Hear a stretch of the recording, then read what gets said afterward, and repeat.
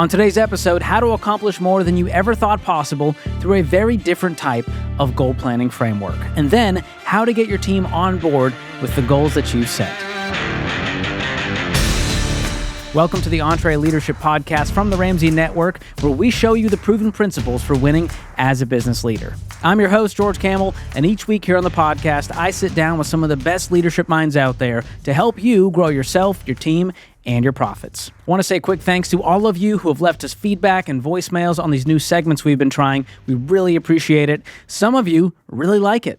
That is incredible. I think it's very helpful. And some of you, not so much. This would be an example that probably didn't knock it out of the park.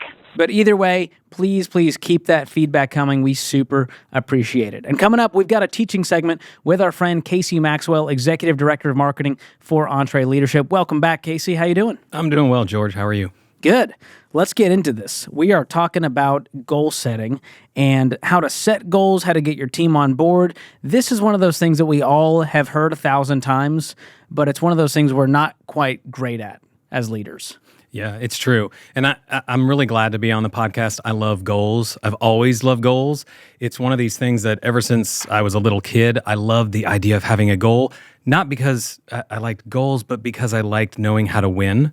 I like to win things. Thank you for being vulnerable. Right. Like, you just love winning, Kacy. I just love winning, and goals were the way to help me do that. So I've always set goals for myself, right? New Year's goals, how to get better, how to do this. But when it comes to setting goals for your team, you have to think about it a little differently, right? I would argue that if you don't have a goal, you don't have a team, right? A team without a goal is basically a bunch of people that just work in close proximity, right? And if you are, as a leader, hoping to lead a team in a certain direction without a goal, you're kind of falling into this infinite monkey theorem. Have you heard of that theorem? Please tell me. Okay.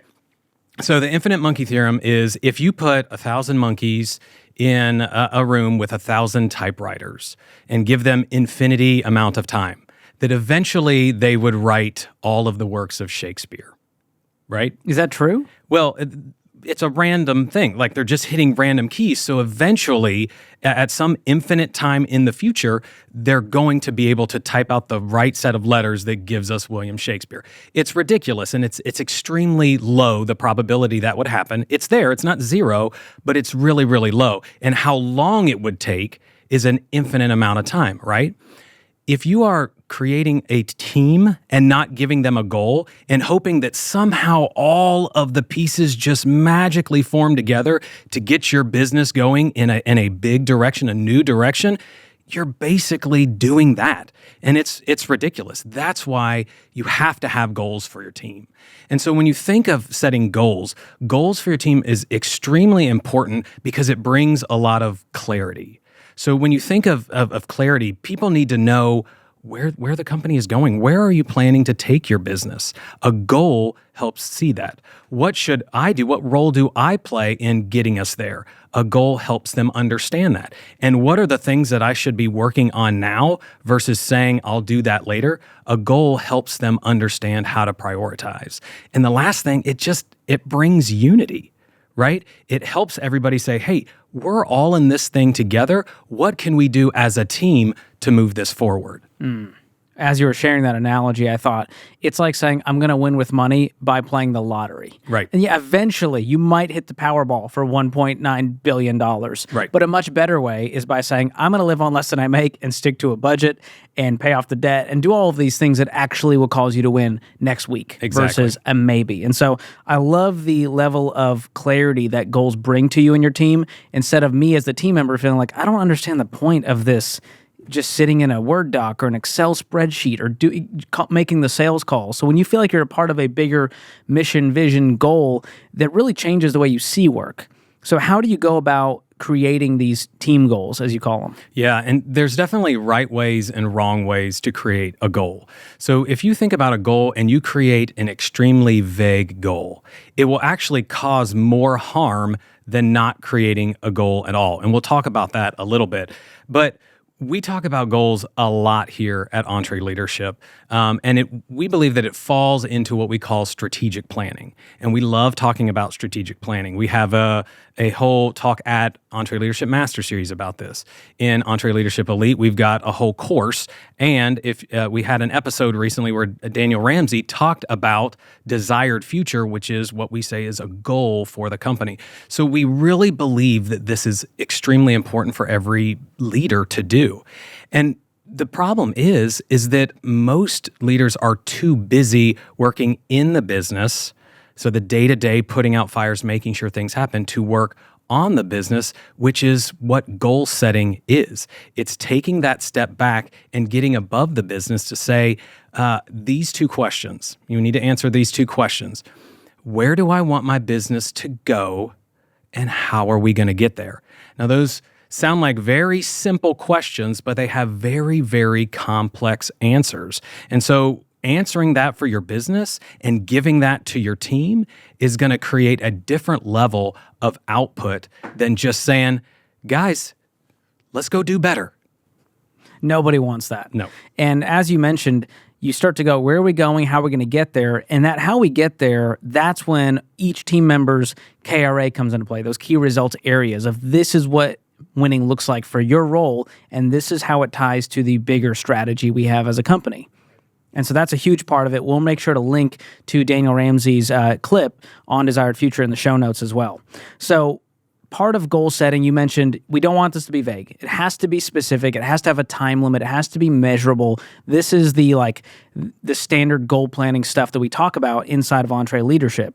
But then getting your team on board with those goals, that can be a much different problem. Most leaders can go, yeah, I set the goal perfectly, but getting my team rallied around it, that's a real challenge. Yeah.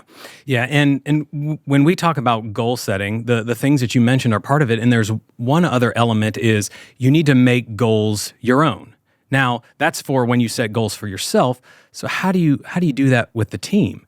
If you go in a room and create all these goals and come out and hand it to your team and go do this stuff, that is all of a sudden, well, these are my leaders' goals that I guess I've got to go hit, right? They haven't taken that ownership and they haven't internalized, wow, I see how I'm part of this goal. And so there are certain strategies that you should use to involve your team in setting those goals. Okay, so there are things that you can do before you set a goal. Send out a survey and talk to your team and say, what are the biggest problems that are affecting our business today? Gather that from the team. They're on the ground. They're making things happen. They're going to be able to highlight some of these problems that you may want to set some goals around. Also, ask for what are things that you think we should do to move this business forward? Gather that feedback and don't go just implement it and say, okay, there's our goals, right? Take that into a strat-op or a strategic offsite with your leadership team and argue through, okay, what of these are the best things that we should do? So that when you land on what your desired future is, what your goals are for that next year, and you bring it back to the team, all of a sudden they're like, oh, I was a part of that. We're solving the problem that I highlighted, right? And they can also weigh in on the how. So you use that feedback to get and set that goal, and that's where do you want to go. But the how is where they can really speak into and take ownership. Mm.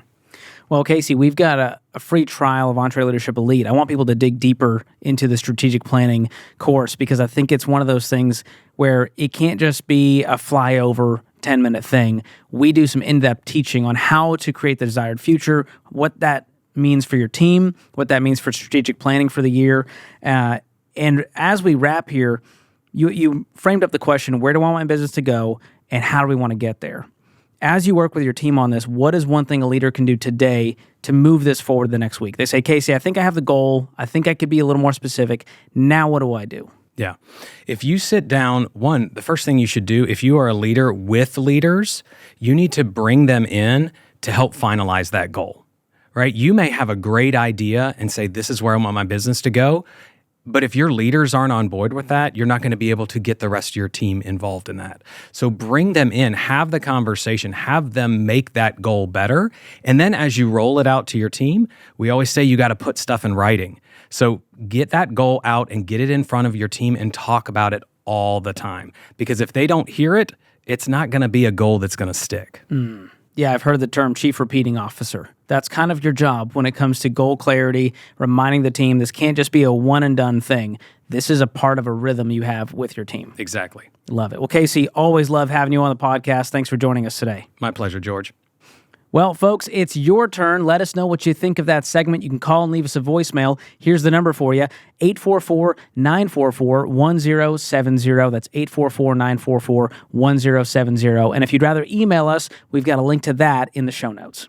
So at Ramsey Solutions, Kacy, we know that success doesn't just happen. A great culture doesn't just happen. Strategic planning doesn't just happen. You have to create it. You have to go after it. And with EntreLeadership Elite, you get tons of tools and resources that you need to build that world-class culture to take your business to the next level. We mentioned that course on strategic planning as well. And right now, your team created a free 30-day trial for folks to jump in. Yeah, and they can log in today, create that free trial, take that course. We've got a bunch of other courses in there, and we've got a lot of tools that when you are intentional and if you have a goal to create a world-class culture, that's going to be the tool for you. Love it. All right, up next, the goal planning framework and mindset that you need to accomplish more than you ever thought possible.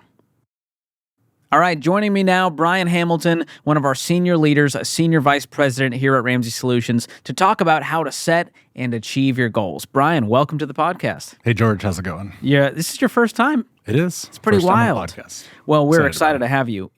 This all started because you gave a talk to our own team members at what we call EntreLeadership University, where we help our team level up in their own leadership. That's right. And you've been very passionate about this thing called unreasonable planning. What the heck does that mean? Oh, so unreasonable planning is all about how you get world-class results. And like anytime you're shooting for some vision, that's not like just easy to go get. This is the kind of framework and approach that you're going to need to pull off crazy aggressive goals. And it came from Dave one time. They said, what they thought was a regular goal, and he said, that's kind of boring. We got to level this thing up. And people looked at that goal and they said, hey, that's unreasonable. And he said, if you want unreasonable results, sometimes you have to act unreasonably. And so that's where the unreasonable part comes into this. I love that. So this is a framework and a mindset. Yes. Walk us through the difference between those two. Yeah, so if you're familiar with like the baby steps and things like that. You've got a framework. The baby steps lay out the 7 steps of what to go do with your money. The mindset is like how intensely do you go do those steps. So like, step 1, get $1,000 set aside for an emergency fund. Step 2, get out of debt, pay off all your debt. But it doesn't, when in the pay off all your debt step using the debt snowball, it doesn't say to go do it in 18 to 24 months. Go sell everything that's not tied down, go work extra, go do all these things. So you've got the framework, what's the order of the planning, and then you've got the mindset. How intensely do you take this? And so you have to have the intense mindset for what we're talking about here. If you're going to pull off goals that, like when I say world-class goals, I'm talking world-class, literally best in the world. We call them BHAGs, big, hairy, audacious goals. So Jim Collins, BHAG, if you're going to pull off some crazy goal and be best in the world, I'm not talking about somewhere in the good range. I'm talking about literally best. It's going to take an approach that most people aren't willing to do. This isn't an approach that most people are going to go take. But if you're going to pull off crazy aggressive goals, this is what you're going to have to do. Yeah, like Dave Ramsey says, no one wins the Super Bowl by accident. That's right. It takes an act of intentionality and intensity to do that. Exactly. So let's walk through this 5-step framework. Where does it start? All right. So step 1, it's you have to have a goal. So that's where the BHAG comes in. So this isn't just a small goal, because small goals lead to small results. And that like allows you to be in like how you can optimize and move the needle a little bit. BHAGs, when you set the crazy aggressive goal, it usually requires like disruptive thinking. So step 1, you have to have a goal, and it has to be something that like we're all aligned to. Don't go off inside your company and have a crazy aggressive goal in a completely different direction than where your company's going. So like figure out where the company is going, figure out how you can aggressively advance that. So it has to be a goal that like we're all aligned to. And we talk a lot about mission and vision and desired future. And so your goals should align with that if you're doing it right. Absolutely. And often where people fail on this step is they have goals, but they're vague. The opposite of vague is it has to be crystal clear. It has to be crystal clear, and we all have to align to it. Could the entire team repeat what the goal is verbatim? Absolutely. That's the goal. So there's a litmus test there. If the whole team can't repeat it, it's not clear enough. You haven't repeated it enough. Yep. So once we've defined the goal, what's the next step in the process? So step 2 is where you commit to it. And this is usually a step that most people skip. It's kind of like assumed that everybody's committed to the goals. I can tell you, not everybody is committed to the goals, often because step 1, like, it wasn't so clear. So in step 2, like, at the level at which you commit to the goal is a game changer in pulling it off. If you've ever listened to like the Ramsey show, people call in and they're like, I can't save money. Obviously, you talk to them as well. And I've heard Dave over the years reframe how that caller is asking that question. I can't save money. And Dave's like, you mean to tell me if your kid was sick and they were going to die if they don't get some procedure by the end of the month, and that procedure costs $5,000, you mean to tell me you couldn't come up with $5,000 to save your kid's life? And like instantly, that caller changes their posture and they go, well, I mean, if I had to, I could. And so what's the difference between 3 minutes earlier they couldn't save money and now they could save $5,000 by the end of the month? The difference is the motivation. And what level are you going to go commit to it? So, hearing Dave take that call, that caller is in like crisis mode. They've put themselves in crisis mode. And the trick here on this like goal planning framework is you don't have to be in crisis to be that intense. You can choose to turn that switch on. You can choose to put yourself like set that posture to where, over my dead body, are we not going to accomplish this goal? When you start doing that, when you start like, if you have that like, if my kid was going to die, I could obviously come up with $5,000. I've been thinking of times on my team, we've set crazy aggressive sales goals. So one year, it was like actually a couple years, our sales had plateaued. And we talked about what needs to be true to take no off the table on hitting this next goal. So we were talking about going from like $5 million a year in new sales, leveling up to $8 million the following year. And like the team came back after a couple weeks of planning and they were like, it can't be done. I'm like, well, it seems like no is an option. So we've taken that option. What if we took no off the table? If we took no off the table, well, they went back and they after a week or so of planning, they did come back and they said, well, we found a way, but you're not going to like it. I'm like, okay, tell me what it is. If we're going to increase sales that much, 60% in 1 year, when we've plateaued for years, we're going to have to go from spending like $100,000 a year on our marketing to about $1 million. And I'm thinking, you mean to tell me you did all this planning and you want to go spend $1 million a year on marketing? You don't think I'm going to like that? Well, we're talking about how to take a $5 million sales goal to $8 million. You mean to tell me if we spend $1 million, we can go from $5 million to $8 million? If I spend $1 million, we get $3 million more dollars. I'm thinking, how many times can we do this? And they had never thought outside of the box. There's no way we're going to go from spending $100,000 to $1 million in 1 year. But with no off the table, with no not being an option, they came up with an option, and it was what they thought was crazy and aggressive. And it was. Now, had they come back and said, we need to spend $4 million to make $3 million more, there's common sense in here. But when no is an option, people take it. Take no off the table.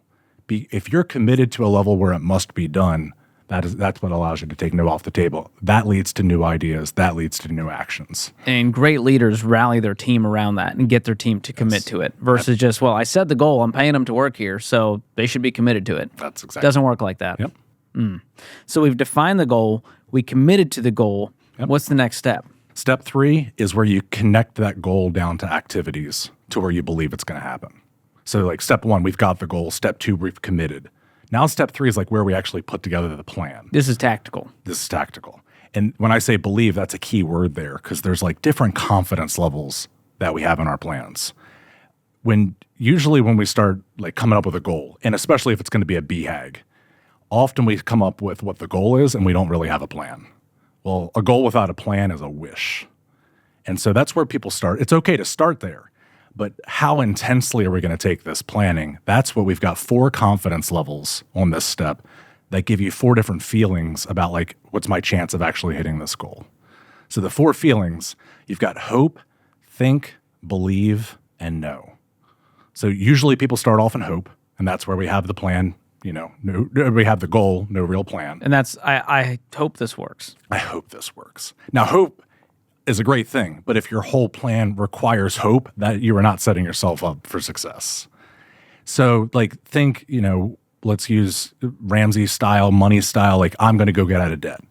This is where like you've got callers calling into the show. I'm going to go get out of debt. Great. Love it. Love the goal. The key question that you have to ask to figure out which stage you're in here is, well, how are you going to do that? So you might ask that caller, oh, I love it. You're getting out of debt. How much debt do you have? And they go, I don't really know. Well, how long is it going to take? I don't really know. But we committed to it. We're all in. We're going to do this thing. Well, if you don't know how much debt you have and you don't know how long it's going to take, you're hoping you're going to get out of debt. The second confidence level is think. And think should really have a question mark. It's like, I think I'm going to do this. And that's where you can start to break the goal down a little bit. So the caller might go, I've got $48,000 of debt. I'm going to pay it off in 24 months. That's $2,000 a month. Okay. Mathematically, that makes sense. Sounds good. Well, how much are you currently paying towards your debt each month? I don't know. Well, what are you going to do to like come up with extra money to get out of debt in 24 months? I don't really know. I'm going to work more. I'm going to spend less. Well, how much more? How much less? On what kinds of activities? If you can't connect the dots down to the level that you're explaining the activities that's going to drive the outcome, that's when you're thinking. On paper, mathematically it works out. That's when you get to the think level. The third level is the believe level, and that's where you're trying to live. You're trying to live in the believe level. So this caller might go, I'm getting out of debt. I've got $48,000 worth of debt. I'm going to pay it off in 24 months. That's $2,000 a month. I'm already doing $1,000 a month in minimum payments. I just need to come up with an extra $1,000. So here's what I'm doing. I'm pausing my retirement contributions. So we teach people on this step, gazelle intensity, temporarily stop investing while we go get out of debt. Love it. So that's like $300 a month coming in. I'm going to go change my withholdings. I keep getting a stinking tax refund. It's like $2,400 every year, which is like the average refund out there. If I change them, I'll get $200 more a month. I'm going to go work extra. I'm going to drive Uber, Instacart, whatever it takes. You work 5 hours in one night, you'll make about $100. So I'm going to work one night a week for 4 weeks out of the month. That's $400 extra. And then over here, I'll take my like eating out money from $200 to $100. We'll use the cash envelope system. When the money's gone, we won't spend more than that. So I'm going to do this. I'm going to pause retirement, change withholdings, work extra this amount, and cut back in this area. And you add up those different activities. You add them all up, that's an extra $1,000 a month. If you keep doing your $1,000 a month of minimum payments, and you add those extra 4 activities, there's actually like a belief, oh, if you really do those things, then that result will happen. That feeling's a lot different than I don't know how much debt I have. I don't know how long it's going to take. I don't know what I'm going to do extra. So then the confidence comes in, like, are we actually executing on them? And then you get to the last stage, and that's the no level of confidence. Like, I know this is going to happen. No, at the no stage, you kind of start asking, like, well, all the stars seem like they have to align to take your $1,000 a month of minimum payments and your $1,000 a month of extra. You said you have to do that for the next 24 months. Have you ever heard someone's 24-month plan go exactly according to plan, like all the stars align? The stars never align. So when you're at the no level, you've built in so much margin, you're attacking it so aggressively, something would have to go drastically wrong to not hit the plan. So this is where you might go, I'm not just going to do $2,000 a month. I'm going to do like $2,300 a month. I got some extra activities, build in some extra margin. I don't want to do this in 24 months. I want to do this in 21 months. So the worst case becomes you hit your goal. Yes. Best case, you hit it even faster and bigger than you thought. That's exactly right. If you're not, if you're planning that it's all going to finish on December 31st for your annual goal, man, you've got a lot of risk built into your plan. And so, like, one of these confidence levels, you'll know you're on track when you should be living in that believe stage. If you're in the hope stage, you've got about a 1 in 10 chance, 10% chance you'll hit your goal. At the think stage, probably a 35%, maybe a 1 in 3. At the believe stage, that's where you've got a 70% chance of hitting your goal. That means 7 out of 10 times you're going to hit that goal. It's not that you'll only hit 70% of it. And if you're operating in the no level, you're probably about a 95% chance. That's where something, the market would have to change. Something would drastically have to shift that you couldn't have seen coming. And that's, 19 times out of 20, you're going to go hit that goal. If you're doing this, you could do this for business or you could do this for personal. If you're doing this for business and you've got like an annual goal, we teach people around here, you've got to live in the believe stage for the year. And that first quarter needs to be more at the know level. We need to know Q1's going to work and believe the whole year is going to work. Yeah, so a lot of this is committing to it, tracking the results, and tweaking along the way if things aren't working. Yes, and that's where we're getting into the next step. Right? I love it. So those are the first three. What is this fourth step? So step 4, GSD, get stuff, pick your favorite S, done. This is where this is the execution part. And if you have connected the activities to the level at which if you do these activities, this goal is accomplished. Now it's time to go do what you said. And so often the teams that miss their goal, I find, don't create enough urgency at the beginning. They lay out this plan. They say, these are the activities that need to happen. And it's like a football team that you're watching that's behind, and they go in the fourth quarter and they're doing the 2-minute drill. Here's how it normally goes. The goal, step 1, it's not clear enough. Step 2, we haven't committed. We've assumed everybody's committed. Step 3, we came up with some plans, but they weren't down at the believe level, and we just started going. Well, in fourth quarter is in a football game is when you find out you're off track. You need to score 2 touchdowns in about 3 minutes, and you start throwing Hail Marys. And you've got the hurry up offense. You have ran out of time, and so you start doing all these risky Desperation things. rarely gets you to success. Yes. So the solution is where you take what you would normally do in the fourth quarter and treat the first quarter like it's the fourth quarter and start quick. So often teams that don't hit their goals, it's because of one of 2 things didn't happen, maybe both. Number 1, the goal wasn't clear, or number 2, you didn't break the goal down into short-term milestones. What I like about this is that it points a mirror back to the leader. Yes. It's not, the team's not doing enough. Yeah. Usually that points back to the leader going, I didn't make it clear enough. I didn't get them to commit enough. I didn't connect it to the activities well enough. And so I love that personal responsibility on the leader side. Yes. So the opposite end of this, I'm talking about short-term milestones. The opposite end of the spectrum there is output. It's not that we're not doing a lot of work and putting a lot of stuff out there. But if you haven't broken down the goal, how do you know you're doing output on the right kinds of activities? So let's think if the goal was, I want to go run 3 miles in 21 minutes. Well, it's pretty easy to start doing the math and say, okay, 3 miles in 21 minutes is 1 mile every 7 minutes. Putting those short-term milestones in place allows you to start running that race.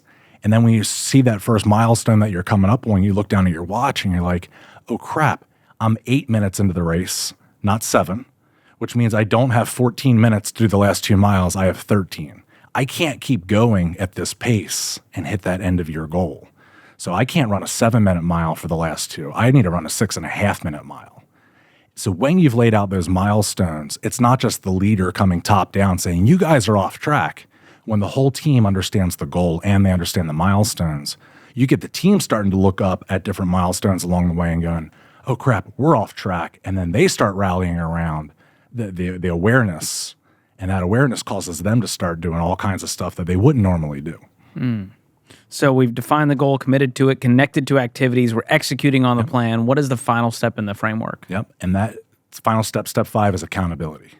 So when you've done step 3, you've connected it to activities. And then you've done step 4, you've broken down those activities into the short-term milestones. You are either on track or off track. It's either red or green. I kind of hate the yellow status, yellow we're close. For me, we're either on track or off track. And that's where we need to embrace the accountability, not avoid it. Most people try to avoid this. So I'm talking about make it crystal clear. We're not yellow on our goal. We're either red or green. And so when you are red or green, when you come in to give status updates on your goal, most people don't give them regularly enough. At work, if you're doing annual goals, at least these updates need to be weekly, not monthly. So when someone's coming in to give their status update, there should be 3 options. I'm either on track, and here's what I'm doing to keep it on track. I'm off track, and here's what I'm doing to fix it. Or I'm off track, and I don't know what to do to fix it. That's okay.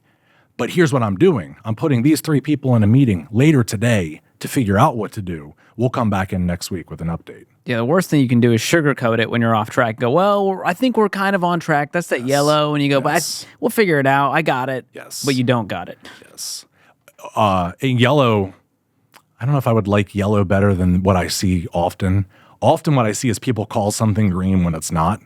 And often it looks like, we call them like a watermelon status. It's green on the outside, but it is red on the inside. If you come in and show me your plan and you show me your status and everything's green, me as the leader, I'm actually spending a lot of mental calories to think, are you aware if you're on track or off track? Often people are way too optimistic. They hate the spotlight of like, I don't want to put myself out there and feel like I'm off track. I don't want to tell you the bad parts. I just want to tell you the good parts. And people do that. Like me as the leader, I'm thinking, do you even know what's on track and off track?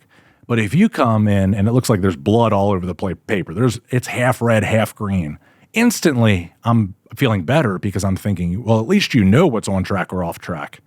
Now I can spend my mental calories helping you with the parts that are off track.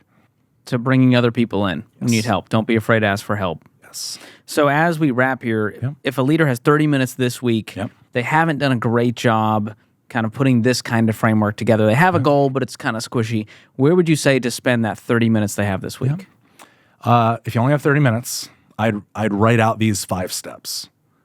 Like set a goal, commit to it, connect it to activities to where you get to the hope, think, believe, know stuff.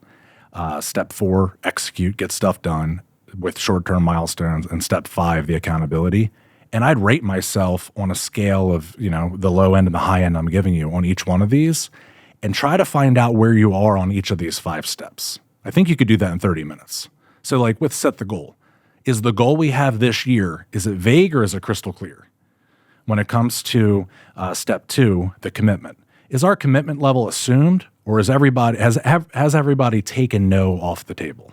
So where in that spectrum? Step 3, how do we feel about our plans? Are we like at the hope level? Or are the plans are so clear, we're attacking them so aggressively, we know they're going to be done. And then you get to step 4, the execution. Are we at the doing lots of output or are we have such short-term milestones laid out, we'll know if we're off track day 1. And then you get to step 5. Are we avoiding accountability or have we embraced it to the point where everybody's coming in half red, half green all the time and not afraid to admit where they are? Well, Brian, I've really enjoyed this conversation. I think it's going to help a lot of our Entre leaders out there commit to those goals and be more successful in them this year. So thanks so much for being with us today. Thank you, George. If you enjoyed today's episode of the show, be sure to follow and subscribe and give us a 5-star review. And of course, share this episode with your team, with a friend, someone who needs to hear it on social media. That helps us impact more leaders like you. Of course, you can always follow us on social media at EntreLeadership. And just a little plug here, if you like this show and you want to plan for your money, be sure to check out The Ramsey Show on the Ramsey Network or wherever you listen to podcasts. Until next time, keep learning and keep leading.